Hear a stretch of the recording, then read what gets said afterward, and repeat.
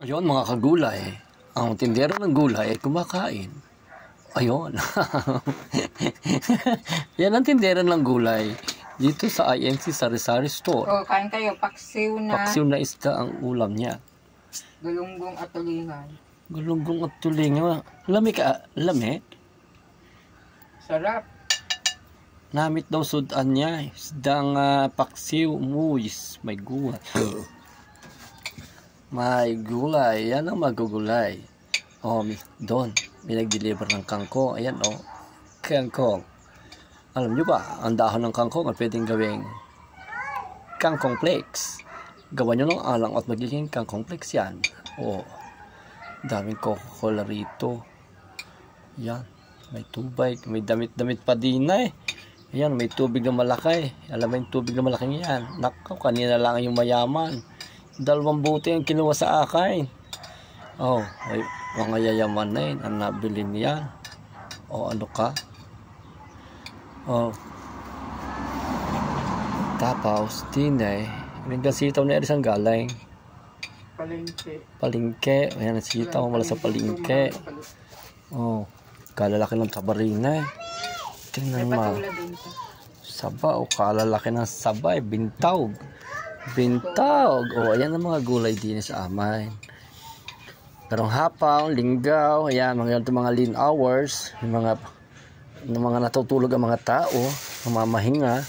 So, ayan, marami tayong, galing saan ng upaw? Patulog, ayan, upaw.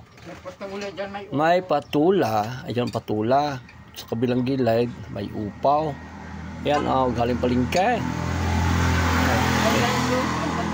Island Rose ang patula. Kalain mo. Nakapag-harvest na sila ng patula. Yan. May saging-saging dinay. Kalalaki ng sabay. Ayun, oh. Sa paligid, oh, meron doon talang sa labas. Bagong deliver din yan. Ayan. May dahon-dahon kaunti ron. Galing Island Rose. Onion leeks. Celery. Galing yan sa Island Rose. Alam nyo ga ang Island Rose. Eh, hindi lang bulaklak ang tinatanim, pati gulay tinanim na. Naka. May lettuce dyan. May lettuce din. Ere, oh, may bagong lettuce din eh. Karong gabay, mayang gabay. Gawa tayo ng salad na gulay. Gulay. Sabi mga kagulay, ang gulay ay pampahaba ng buhay. Kaya magkakain na kayo ng gulay.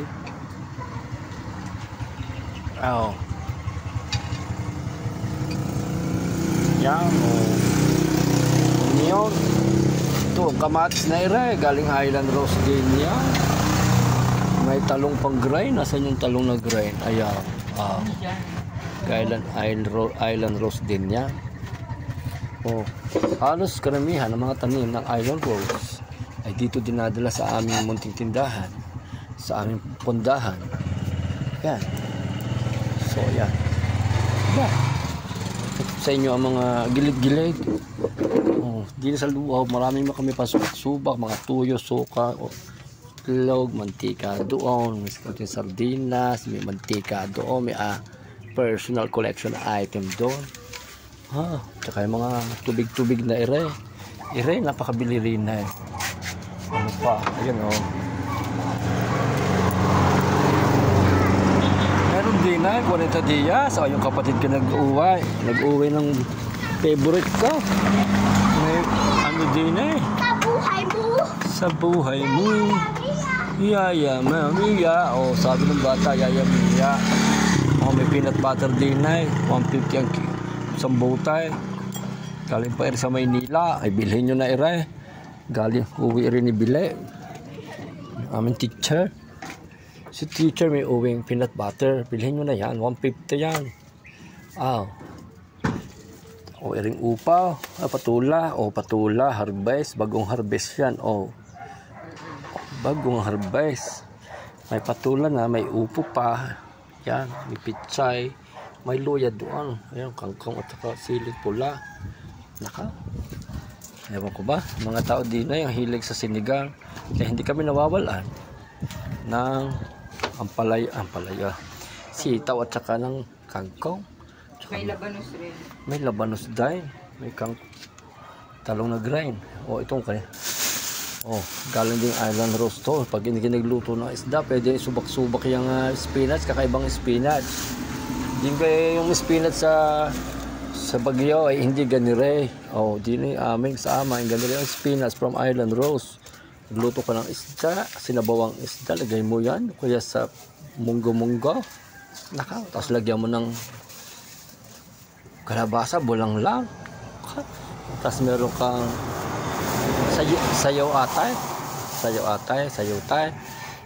Yung mga hilig wag gulay-gulay din ay meron din yung bagyo pitsay.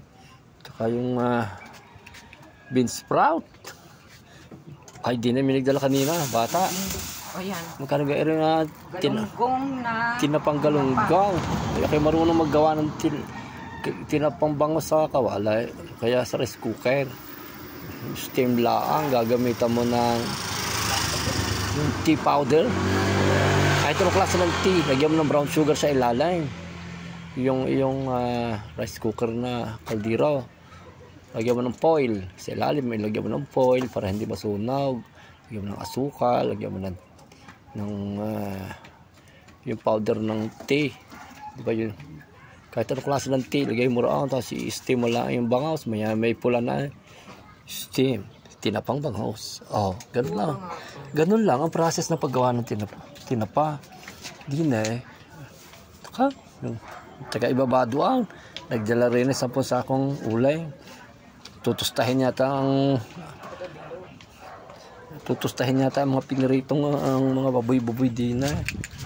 Mabenta ang sa mayayaman, yung mga uling-uling na yan. Yung babaeng yun, wala nang ginawa kundi magtali ng sitaw. Magkano guys ang bandel? 25 yung isang maliit. Pag gano'n rin kalakay. Pareho lang yan, 25 eh. Di pa mong 15 laang. Ano ka? Kamahal ng sitaw. Magkano isang bandel? Ito gano'n rin. 140 na yung sitaw eh. Oo, so 140 ilan nagagawa mong bandel? Hinilang ko na nga eh. Hinilang.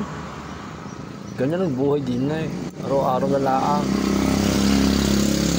Oh, mayroon pa sili din. Katami-dami ka pala. Oh, maghuhilig kayo magpaanghanggan. Dukdukin nyo na yan. Lagyan nyo ng konting asin. Tsaka bawang. Tapos palutuin nyo sa konting mantika. O sausawan na araw-araw. Taka. Nasaan yung aking silay? Dudukdukin. Sa looan ng dukdukin din yung konting bawang. Ligisin, tapos may isang buting mantikang gayaan. Ayun, mantika na yan. O kaya si spring made. Nako, ilalahati ko na ire. Siling ire, gigiling ko ng kaunti. Lutuin sa kawalay, lalagay sa garapon. Binta mo na 100, isang butay. Okay, mabibili yan. Sausawan. Chili oil.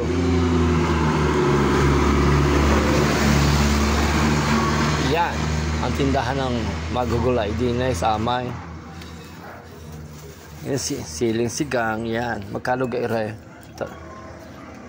Walang malaki-lakay, pwedeng pang ano, tawag doon. Pang cheese, ang tawag.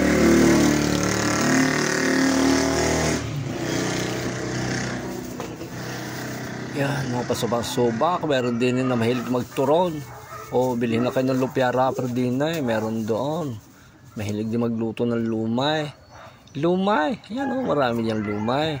May pang pisbol din pang suba. Kaya ng mga mahilig sa kape o kaya sa mga lulutuan, maraming asukal diyan. Gayaan, yan o. May mga ingredients, kung ano mga ingredients na andiyan. Panlagay sa lugaw, may bulaklak ng saging, may raisin. May raisins dito, may tawag doon. Anong tawag dyan? Anato seeds, meron dyan. Alam mo ba yung anato kung ano? Hindi alam ano. Aswete? Aswete. Ano English? Sabi mo anato. Anato. Ano yung anato? Aswete, sabi mo. Anong nagagawa? Saan ginagamit ang anato? Pwede naman yan sa pag nagluto ka ng bufish. Pang bufish. Ano Pwede rin yan pag nagluto ka ng sotanghon. Kaya bumili na kayo. Ang tinapa ang sarap. Kano sa balot? Oh, sarap na sa kamatis. Ilagyan mo sa kamatis, ang tinapang galunggong. Oh. 75. 75 isang tala. Oh my God. Galunggong yan, marami. So, ayun guys. Everyday, ganyan ang buhay na magugulay. Kaya mga kagulay, kung gusto nyo ng gulay, ay drop by lang kay Ruines Backstate. At din makikita nyo na ang iba't ibang klase ng gulay. Lowland and upland vegetables matatagpuan sa INC Sari-Sari Store located at Barangay Backstate, Alfonso, Cavite. Meron kami rito ang munting palengke na hindi nyo kailangan makapagsiksikan sa luksuhin na hindi nila sa Backstate ang palengke. Meron din ng isda, merong manok, may baboy, may hotdog, may soft drinks, may itlog doon. Ayun, kinamot ang itlog na mumula at namumuting itlog. Yan, dito lang yan sa Backstate. So, what are you waiting for? Drop by na kayo at bilhin nyo na ang mga gulay-gulay na yan. Magandang hapon. Ooh.